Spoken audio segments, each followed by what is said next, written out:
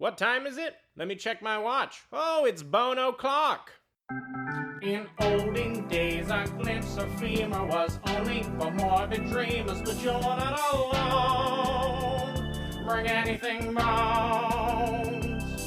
Two goofy gals with deathly interest go on a skeleton inquest in your headphones. Anything bones.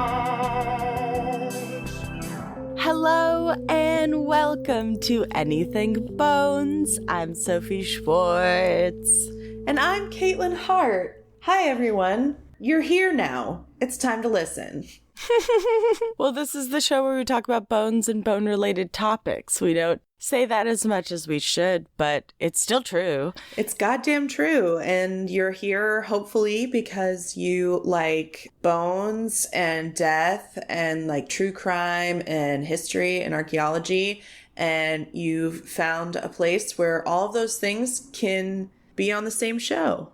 How lucky are you? Well, how lucky are we that you are listening to us? Honestly, yeah, that's the truth. I do have something funny to tell you, Katelyn, about something that happened at work today. So there's a lot of construction happening near my work, which we were not alerted to and which cut off my access to the parking garage, which I was pretty pissed about.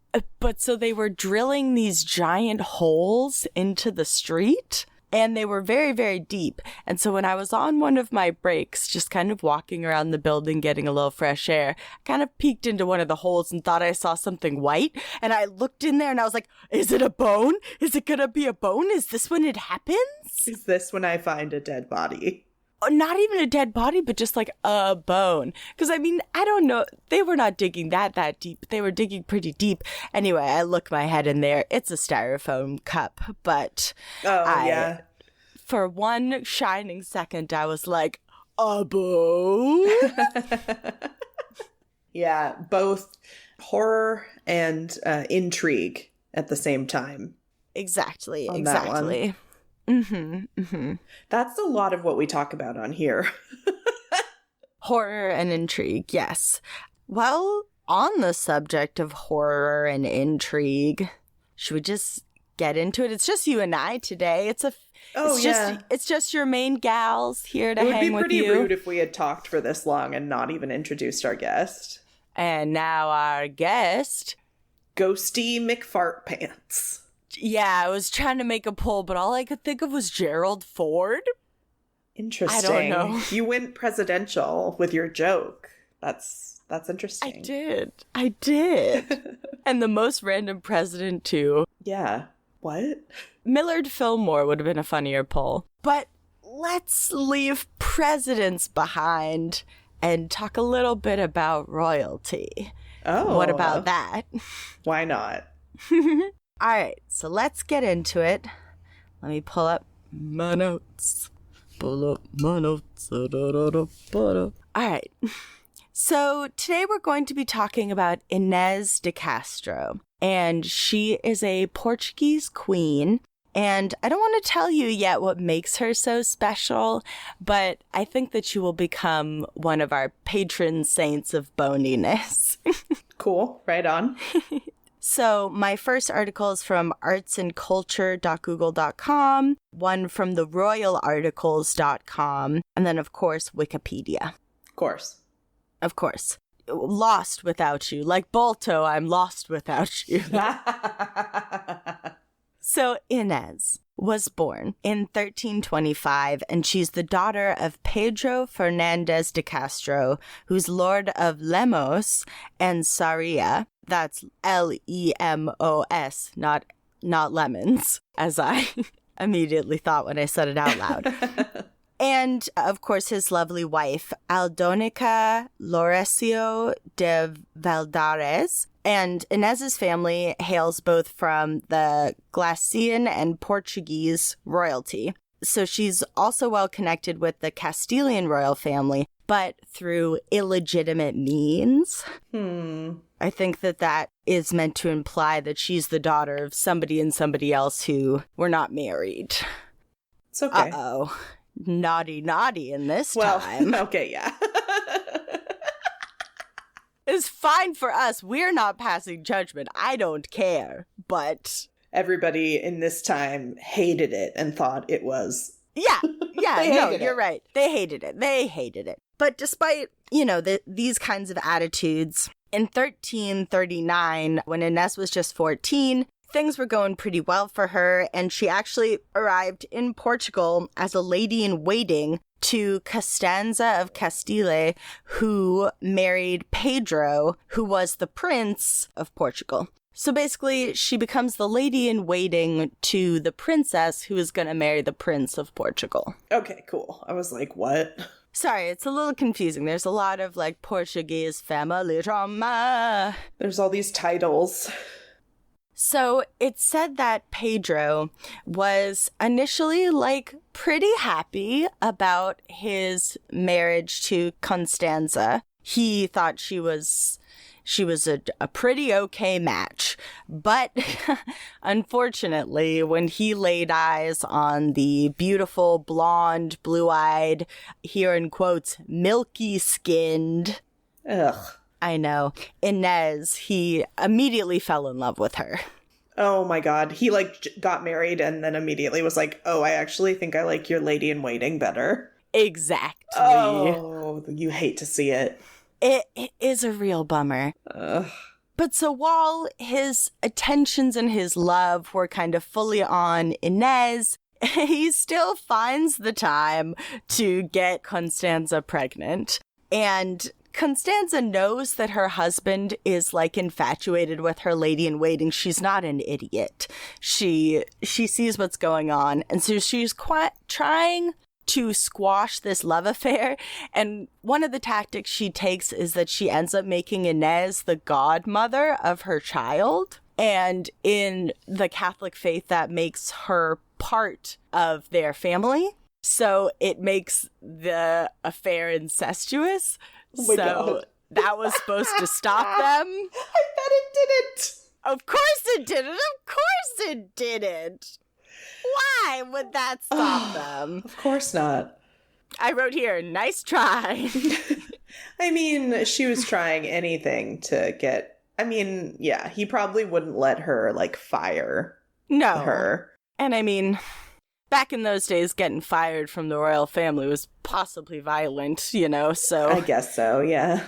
So this was kind of a first-ditch attempt to kind of just be like, aren't you guys gross to each other now?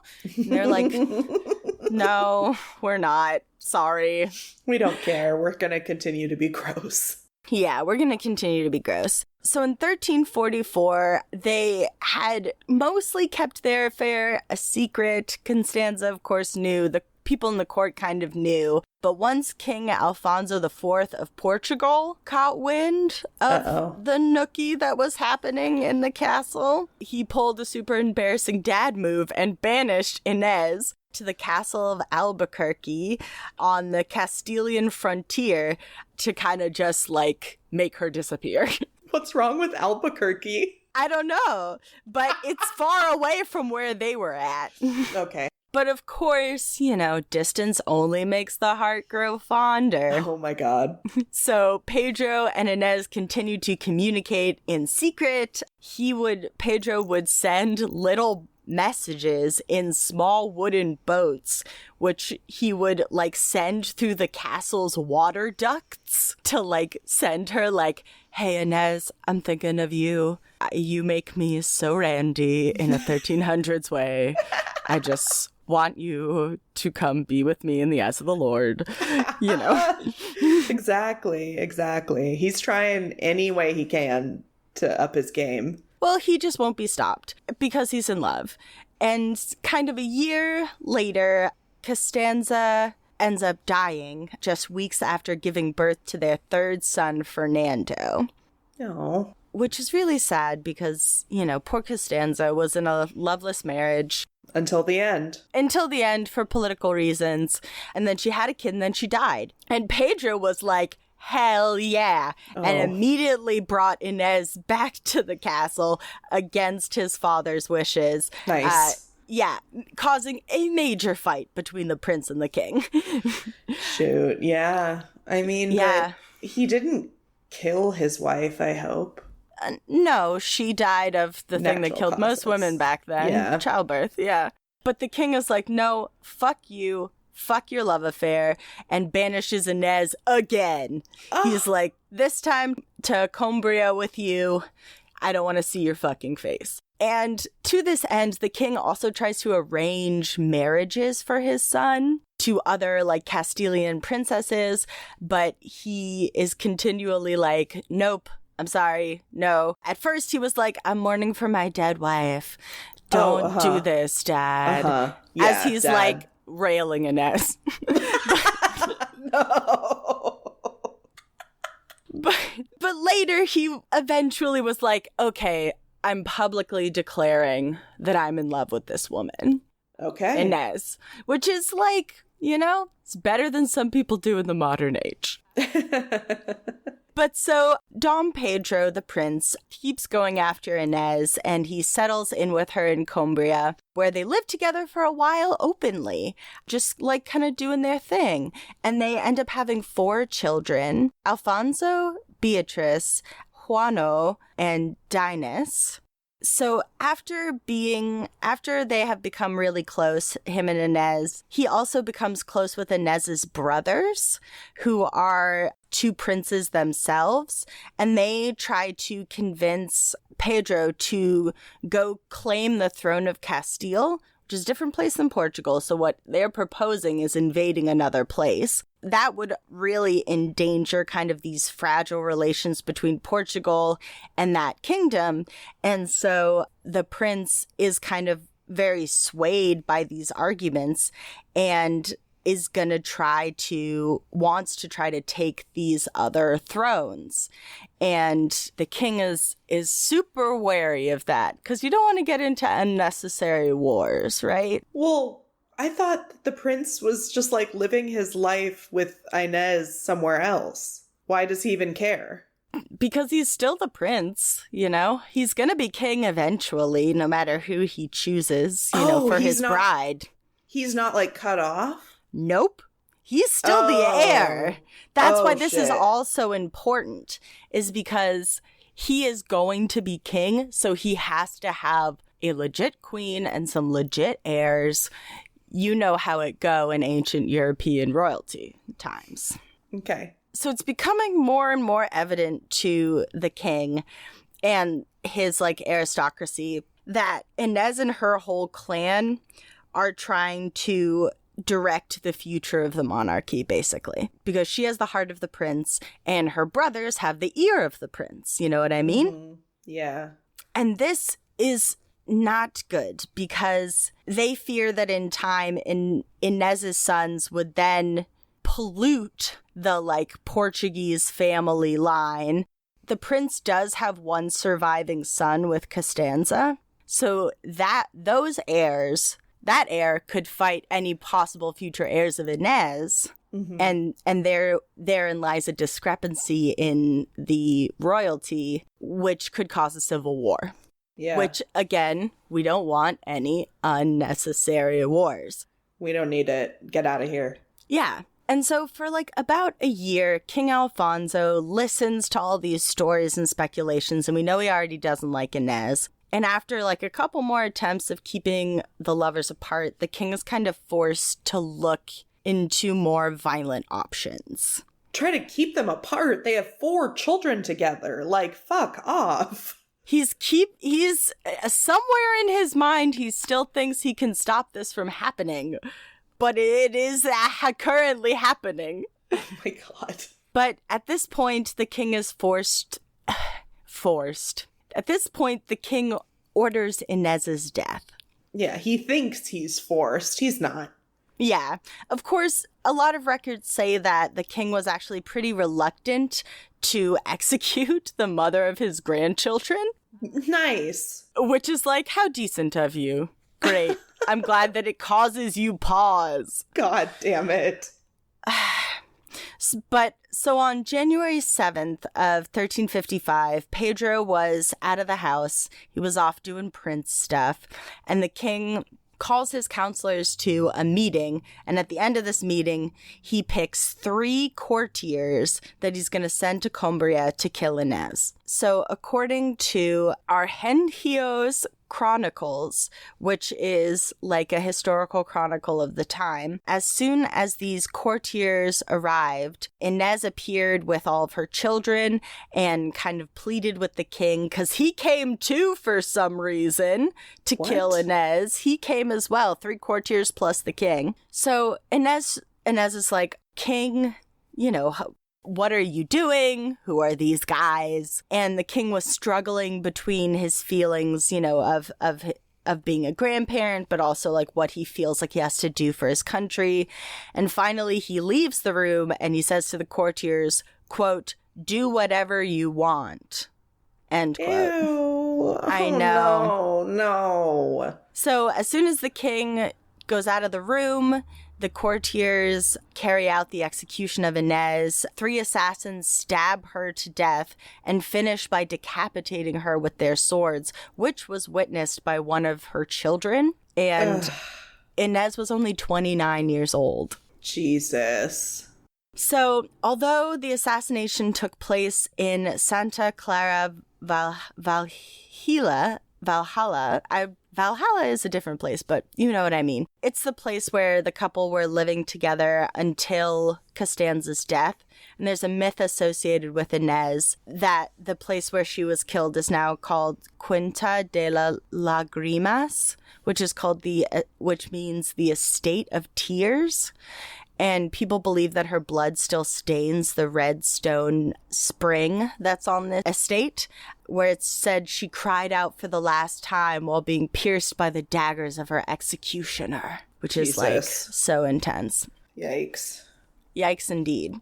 So when Pedro hears that Inês has been killed, he goes into a crazy fury. Because this is the woman that he loves and has loved this whole time, right? So knowing that his father, ordered the killing, Pedro stages a revolt against his dad. Yep. Again, we tried to avoid unnecessary wars, but guess what we're getting into? Yeah, I mean, what was so wrong with Inês being queen? She was illegitimate, Catelyn. She was born out of an affair of passion. And of course, everyone knows there's no passion in monarchy. Oh my God. I don't know. So basically, with the support of Inês's brothers, just like the king had feared, he stages a revolt, and his troops, sweep through the countryside, and they're laying siege to everything. Finally, his mom, the king, intervenes. She ends the revolt. His mom, the king? His mom, the queen. You said the king. Oh, sorry. His mom, the queen, ends the revolt by kind of trying to get the two to reconcile with each other. And the prince is like, you know what? Everything is forgiven. We're all good, Dad. I forgive, the executioners of Inês, blah, blah, blah. But 2 years later, when Daddy Dearest dies and Pedro ascends to the throne, he's like, okay, it's fucking on. And the first thing he does when he takes the throne is he's like, okay, as one of my first acts of king, I'm going to declare that me and Inês were actually secretly married years ago. So, despite being dead, she is now the lawful queen of Portugal, and all of her heirs are legitimate. And there's no way to prove that this marriage actually happened because there aren't any witnesses and there aren't any papers. And still to this day, we're not super sure. Regardless, Inês was declared the legitimate wife of Pedro and therefore the legitimate queen of Portugal. Oh my God. And Pedro ordered her body to be exhumed and taken from the monastery of Santa Clara in Cumbria, where she was buried, to the royal monastery, which is like the Tomb of Kings, where she was reburied in a really beautiful ceremony. But before that happened, he had all of the courtiers swear their allegiance to their new queen and kiss the hem of her dress. She dead. Oh my God. She dead and she's queen. Well, we're not totally done. So in 1357, Pedro is like, do you remember when I said that I forgave everybody? Well, I was lying. Because he finally is able to take vengeance on Inez's killers. So he discovers two of the assassins from Castile where they had been hiding. The third one escaped to France and he never got his justice, but I would like to think that he fell down a well and died somewhere. So he had them tortured and executed. So one of the men, he rips the heart out of his body through his back, and the other one, the heart is ripped out through the chest. And this is all a symbolic torture for what they did to Pedro. Not what they did to Inez, what they did to Pedro. Oh my God. Oh, my chest hurts. Well, I mean, come on, Katelyn. He watched this all while he was having dinner. Ew. Ew. Okay, so in his final act of love for Inez, he orders that her body be moved, of course, to the royal monastery, and he commissions 2 beautiful ornate tombs to be built with scenes of their lives and a promise that they would be together in the afterworld. And each of these tombs is built opposite each other, so they're looking at each other in death.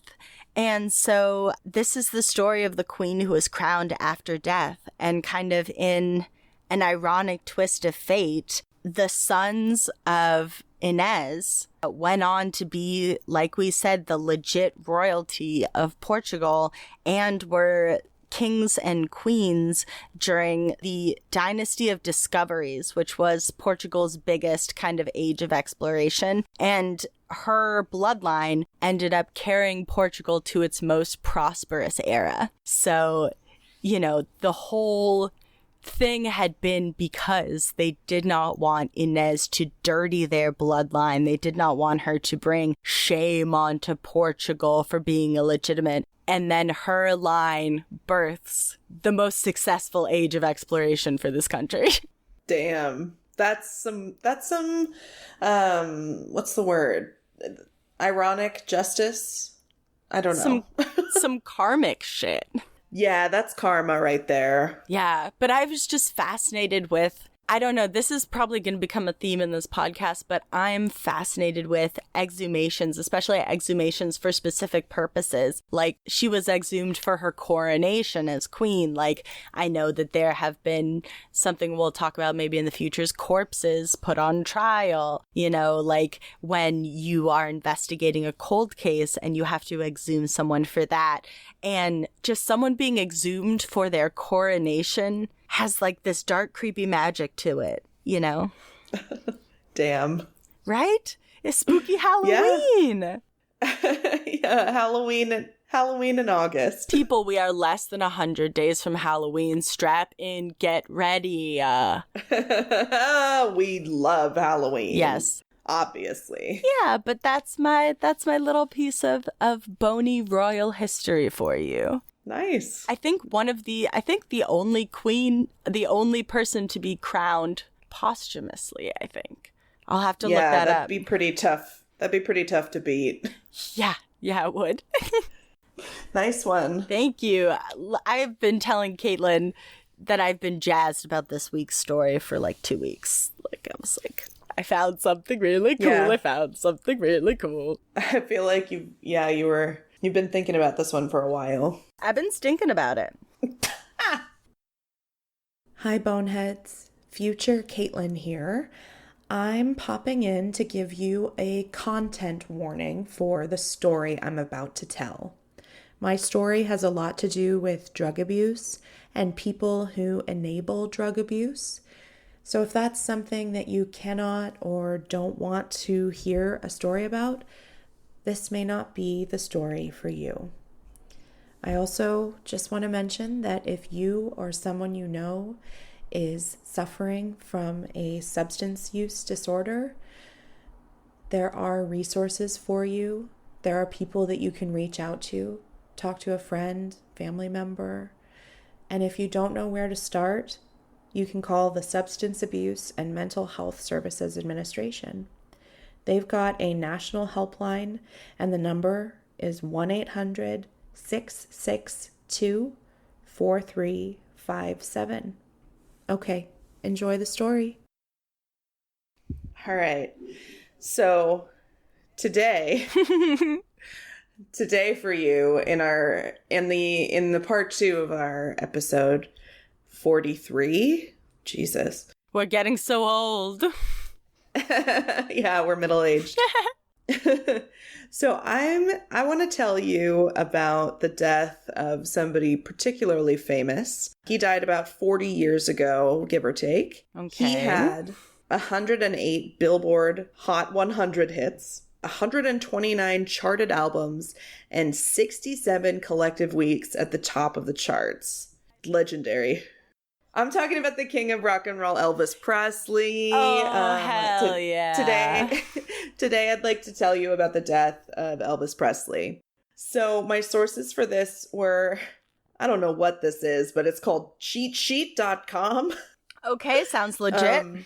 Yeah, I think it is. The New York Times was also on there, so they're legit. Heard of it. Biography.com, townandcountrymag.com. Okay. And then Time, Time. Father Time, actually. Oh, one of your sources was Father Time. Do you? Yeah. No. Is your? Oh my God, Katelyn, is your dad Father Time? Yeah. Are you Daughter Time? So Elvis has kind of a special place in my heart, particularly because my mom is really into Elvis. So this episode, my segment is kind of dedicated to her because I've taken an interest in one of her favorite singers, but I've put my own morbid spin on it. I can't be anything but what I am. Yes, Mom, I did do some research on your favorite singer, mostly surrounding his death. Yeah. But I asked her a little bit about what it was like when Elvis died. And she started by telling me that Elvis was really special to her because my grandpa took her to a lot of his movies. Aww. And she watched a lot of his performances on TV and his specials.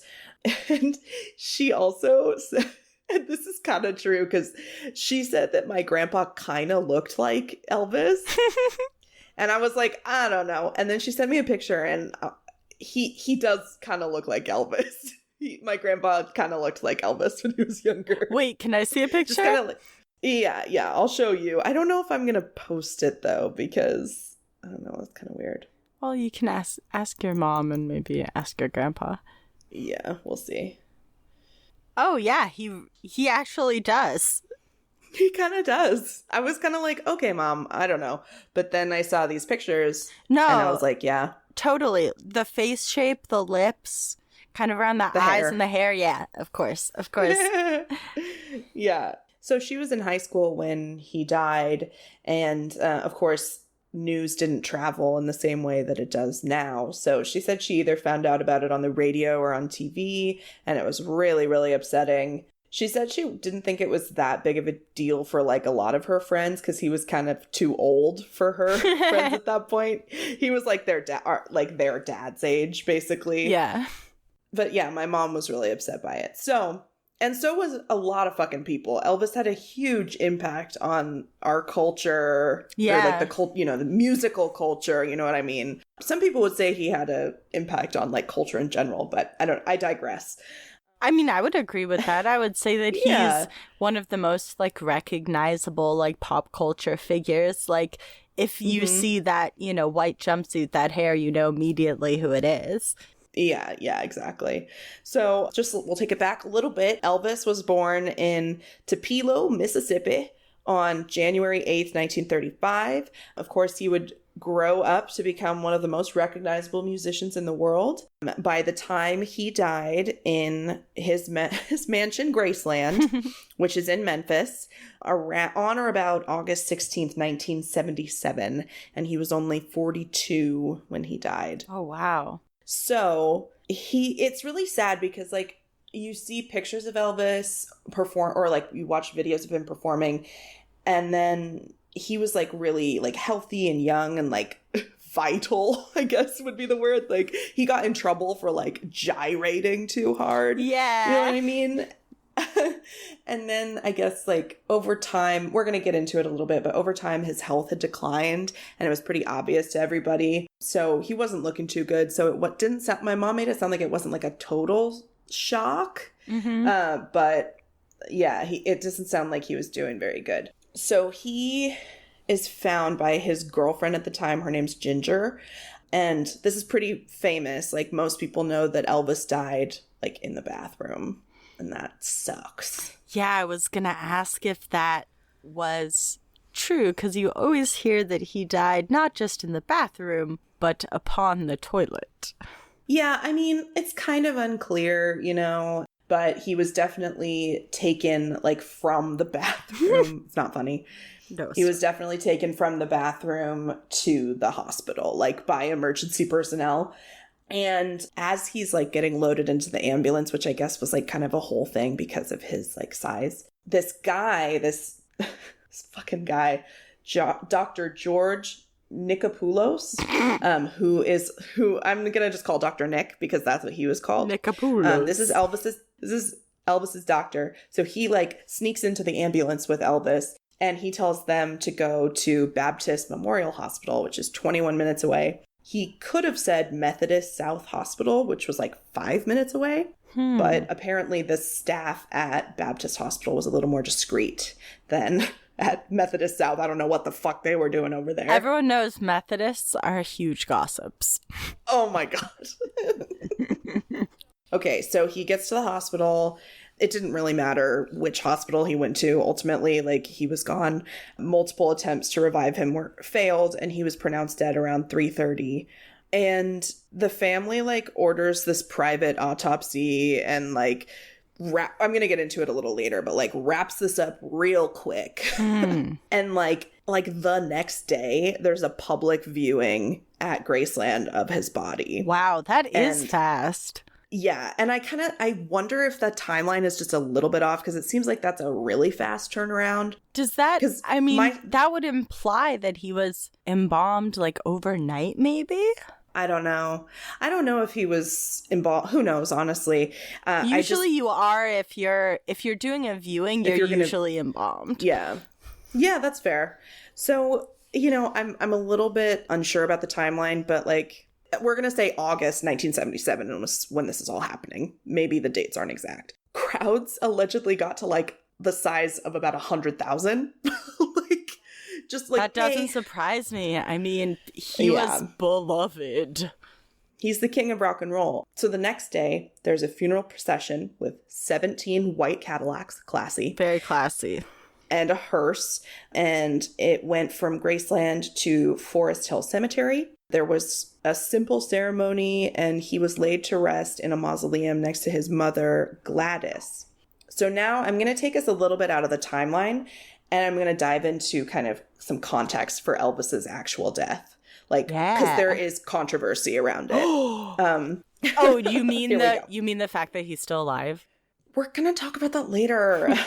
Sorry. Okay. So it was kind of reported at the time and then heavily implied that his cause of death was heart failure.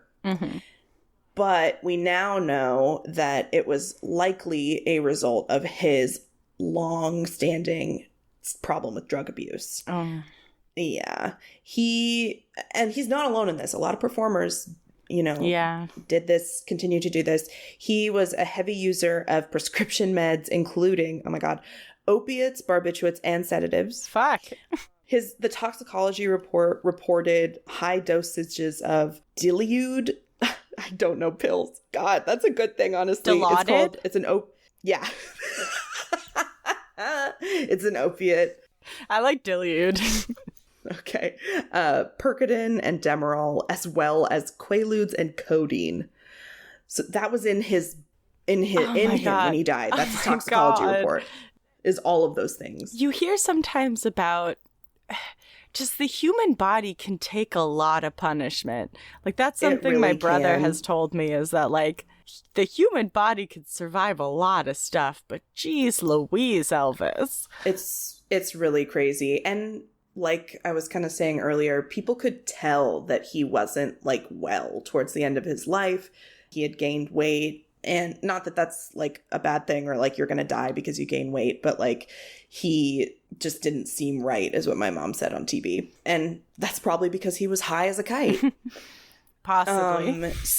So this guy, his doctor, Dr. Nick, eventually he's actually implicated in Elvis's death. Oh. In 1980, so this is a few years later after Elvis is dead, he had his medical license suspended by the state of Tennessee for 3 months because of his like crazy prescribing habits. The charges said that, quote, in the last 20 months of Elvis's life, the star was prescribed over 12,000 pills and other pharmaceuticals. I just 12,000 pills. I mean, yeah. God, I wonder how many different pills he was supposed to be taking every day. Like, I don't know. Well, so the doctor was like, oh, all of those pills were for the entourage too, not just Elvis. So it's all good, guys. That's bad medical practice too, bud. I know. You're not saving yourself with that one, friend. Oh no, it gets worse. Dr. Nick later testifies that he gave Elvis whatever he wanted so that Elvis didn't get it on the street. I mean, what a fun bastardization of like, you can get drunk at my house just so that I know where you are. Exactly. Yeah, I can't get Elvis help. It'll be too much of a scandal. I'll just prescribe him anything that he wants so that he doesn't get it out of a ditch somewhere. Yes, because, you so know, fucked up. Prescribing opioids and then, you know, the street version of opioids, they're so different. Anyway. Okay, so November of 1981, Dr. Nick is charged with 11 felony counts of overprescribing medication, but guess what? He gets acquitted, no problem. Boo. And he actually had his license until 1995. What? When it was permanently suspended. What? So we were alive when this guy stopped practicing medicine, the guy that killed Elvis. Jeez. I can't believe that he was allowed to practice for that long. I know, it's crazy. And he was implicated he had a lot of other star patients that he overprescribed to. Like, I don't think he was a very good doctor. No, he doesn't sound like a very good doctor. Yeah. Okay. So it sounds like it was kind of Hollywood's worst kept secret that Elvis was a drug addict, because his family and his team had largely managed to keep the details of it like out of the press. Mm-hmm. And right after Elvis dies, this is so crazy, they request a private autopsy to determine the cause of death. And then the Texas chief medical examiner, who he witnessed the autopsy or was, I don't think he actually did the autopsy, but he releases the official death certificate and says, oh, yep, it was coronary issues unrelated to drugs. And so many pathologists who were also involved eventually criticized this guy, the Texas chief medical examiner, because he was clearly favoring the family's version of events. Yeah. I mean, to be fair, it's nobody's business that Elvis had a drug problem, but I don't know. It's weird that they were trying so hard. I don't know what I'm even trying to say. I don't know. It sucks. I feel you on that one. That I don't know. It's an interesting question. When someone this known dies, is it the right of the public to know how they died truthfully? Is it the right of the family to keep it private? Is it the right of the person, to be true to their fans? It's hard to know what to think about that. I feel you. Okay. Thank you. Thank you for summarizing it. Cause it's I feel different ways about this story. Sometimes, there's no good guys and bad guys, except for Dr. Nick. I don't like Dr. Nick. Well, I think he's a definitive bad guy, but I think, in a lot of our stories, there tends to be less of the black and white, Mm-hmm. So all of these doctors that were also involved in the autopsy are no, his cause of death should have been attributed to pharmaceuticals as well as heart failure. He probably wouldn't have had heart failure if he hadn't been on so many pharmaceuticals. Yeah. But we're never really going to know for sure because the autopsy request, I guess, came directly from the family rather than from the state. All of the findings were sealed, and there have been multiple attempts to get it unsealed over the years, but it hasn't ever really been released. I guess in 1993, somebody got the physician's notes, but not the autopsy. So there's a lot of controversy around Elvis's death. Like, from the moment it happened, basically, is the long and short of it. And now I'm going to take you back to the timeline because I'm not done fucking with your brains. So we're jumping back. Elvis's funeral happens on or around the 18th. In the New York Times, reported on August 30th, 1977, quote, 4 men who the police say were plotting to steal Elvis Presley's body and hold it for ransom were arrested early today outside the cemetery where the singer is entombed. Oh my God. Wait, how far did they get? Not very far. Okay. So the police say they got some confidential information. They, staked out the graveyard. And then the police say, okay, I'm just going to quote it. Quote, on Saturday, the police said suspects were seen in the area, apparently making a trial run. Early this morning, 3 men entered the cemetery over a back wall and made their way toward the white marble mausoleum. The men apparently became suspicious and turned to leave, the police said. They were then arrested. That was the whole article. It was so tiny. Oh my God, that's hilarious. I feel like we're gonna find with so many instances of famous people, somebody's gonna try it. Somebody's gonna try it. Mm-hmm. So the New York Times didn't release their names, but it ends up being these 3 guys, Raymond Green, Eugene Nelson, and Ronnie Adkins. But apparently... This is from, I think this is from Cheat Sheet. Quote, however, it was noted that the 3 seemed to lack the necessary tools to actually break into the mausoleum. Oh my God, they didn't even have what they would need. No, they didn't really have a plan. Oh God. That's not something you just wing it. That's not a go with the flow type of operation. No. So one of the guys, Ronnie, he tried to rat on his other friends, but then was determined to be unreliable after he was arrested for fraud. I don't know. This is being so crazy. Being arrested for fraud tends to discount what you say. Yeah. So long story short, the charges were dropped against these dudes because they didn't really do anything. They were maybe planning on it and they got arrested. So but they were so not far along in their plan that they couldn't even be successfully charged with it. I know. It's a little weird. But so after this weird shit happened, they dig up Elvis, they dig up Gladys, and they take them to Graceland, where they still are buried. They're back at Graceland. Conspiracy theory time. Yes. This is also from Cheat Sheet, I believe. So apparently, 2 decades after all this happened, Ronnie, comes forward and says everything was arranged by a corrupt sheriff, maybe at the behest of the Presley family. Oh? The idea of this conspiracy theory is that the family wanted to have Elvis buried at Graceland all along, but the area is not zoned for burial. And so they set up this plan where these grave robbers are going to come in and they're going to take Elvis and they're going to hold him for ransom, and we need Elvis's body to be safe. That's my Tennessee accent. I love it. It's accurate. It's not good. So they're like, the body isn't secure. Mm-hmm. We have to move it where there's more security, and there's already security at Graceland.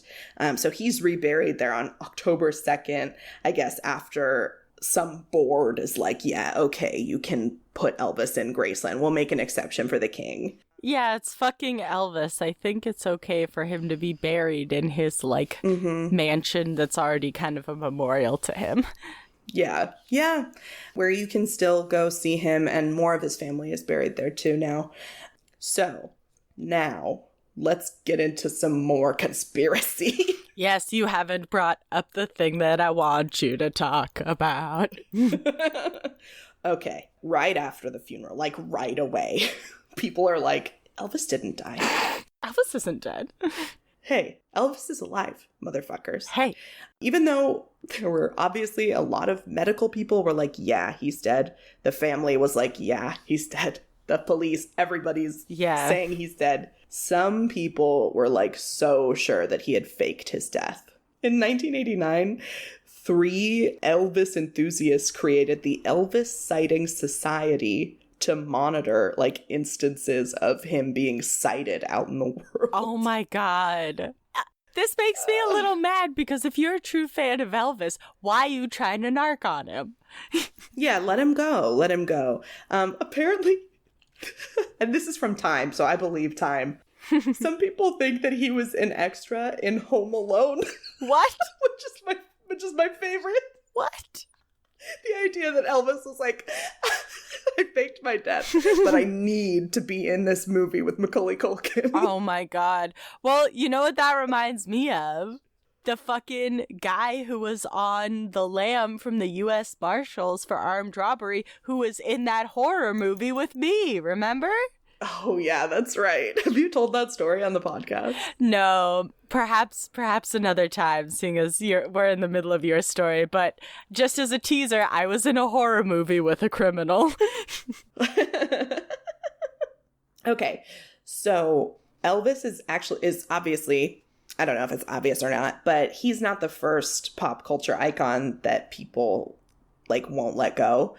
A lot of people thought that James Dean didn't actually die in a car crash in 1955. The other example they gave was that Michael Jackson, people think that he's still alive. It's just a thing that happens. I'm not really sure why. Is it a way to keep your favorite celebrity alive? Are you not able to let go? Like, I mean, do you have too much time on your hands? Like, who knows?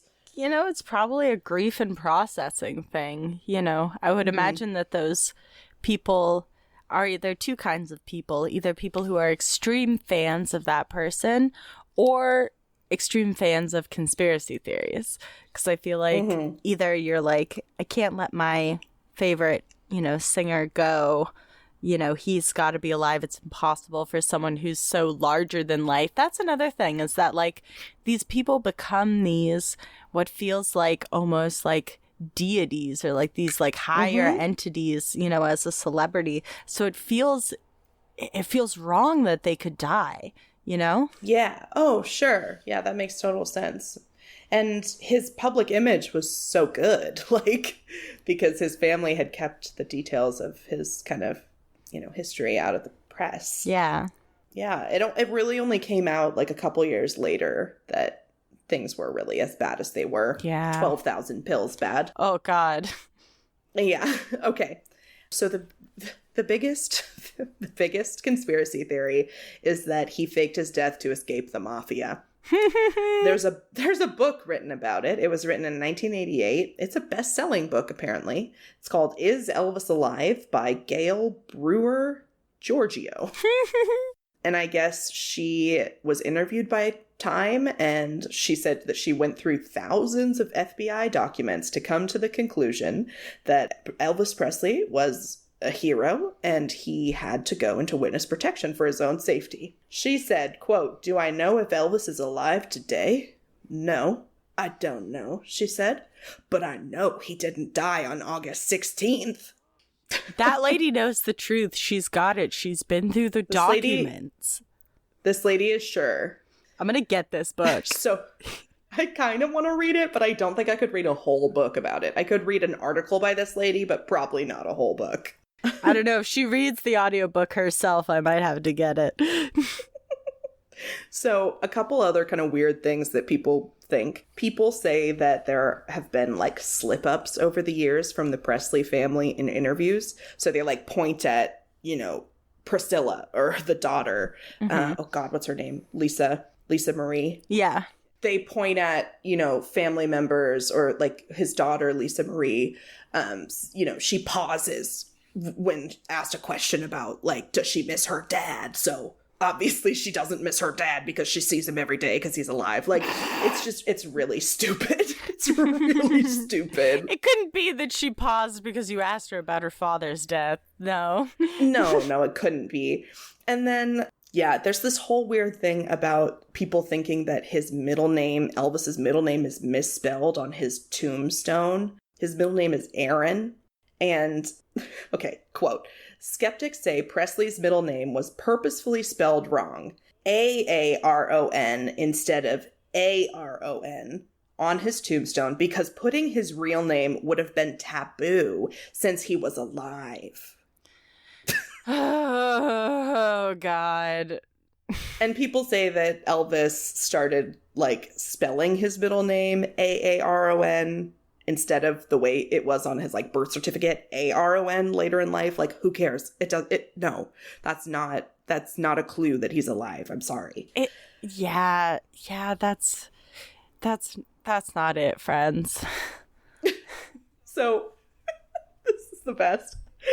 A Gallup poll in 1997 found that 4% of Americans thought that Presley was alive. Hell yeah. Wow.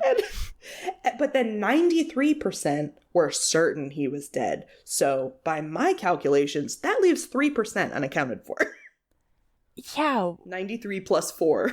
What the fuck, Gallup? Yeah. Hey, Gallup? What? What do the other people think? Are they undecided, maybe? They're like, okay, and then 3% think that he and the Loch Ness Monster are playing cards with a leprechaun named Johnny. That's right. Okay. So I'm going to close out here with a little more from Gail, the author of Is Elvis Alive? From 1988, excuse me. Bless Gail. She does not have a single Elvis album, has no memorabilia of him, and she goddamn insists that her findings are based on fact and not on feelings or emotions. Quote, I know what he really did. The world needs to know that Elvis Presley put his life on the line. She goes on to say, I think it's sad that we don't know the whole Elvis. If I don't do this for Elvis, nobody's going to. Oh my God. Her passion makes me want to believe really badly that she's the only one who's right. Like, she's so sure that he went into hiding because he's an American hero. Wait, what does she say that he did as an American hero? Like I skimmed, honestly. It was so convoluted. It just, like, didn't make any sense to me. It didn't even seem, like, worth mentioning. Like, she thinks that honestly, I literally don't even know. It was so stupid that I didn't even want to put it in here. She wrote a book about it and she's convinced. That's so wild. I wonder what that's all about, like, psychologically. Because, like you said, she doesn't own any records of his. She doesn't have any memorabilia, you know? Like, so, you know, I don't have a big, giant Lana Del Rey poster in my room that says I love Lana Del Rey. But I do have, you know, I have a physical CD. If you were to look on my shit, you would see, like, if you're a fan of someone, it's pretty obvious. So I wonder what her fixation is or how she got started with it. No one knows except her. Yeah, no one. I just love the idea that she's like, if I don't do this, nobody's going to. This is my calling. And it's like, nobody's going to do it because it's not accurate. I'm really sorry, lady. Oh, but I just feel for her. Like, because that's her life's work. Yeah, she wrote a book about it, and it's a bestseller, so I hope she made money. Yeah, make bank. What if the whole thing's a fucking scam? I don't know. It is. And that is my bony topic for today, dedicated to my mom, Serena. Beautiful. Aw, Serena, I hope you enjoyed this one. Well, I guess that wraps us up for the day. Yeah, a little quickie episode. Yeah, a short 1 hour. But honestly, thanks so much for listening. Hop over to the Instagram for some pics from this episode. Head over to our website, listen to our one episode of bonus content. It's fun and randy. Yeah, don't tell anyone, but we're drunk in it. Yeah. Obviously, I didn't have to tell you that, but I did. So if you want to hear us a little more off the cuff than usual, head on over to the website.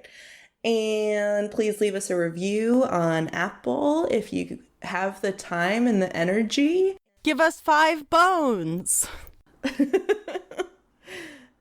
And we love you. Goodbye. Bye. We love you. Are you ready? 1, 2, 3. Bon voyage. Bon voyage. Bon voyage. Bye.